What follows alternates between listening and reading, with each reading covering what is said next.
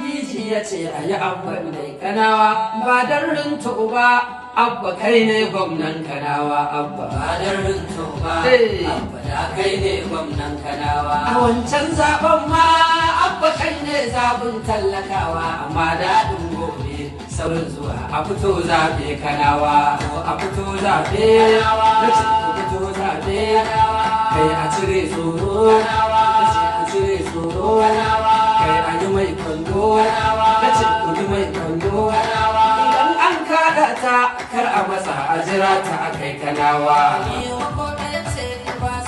A yi abban ne kanawa,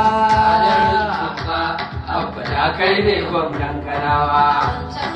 Ma abba shi ne zabin tallakawa, amma daɗin gobe sauran zuwa a fito zaɓe kanawa, a fito zaɓe kanawa.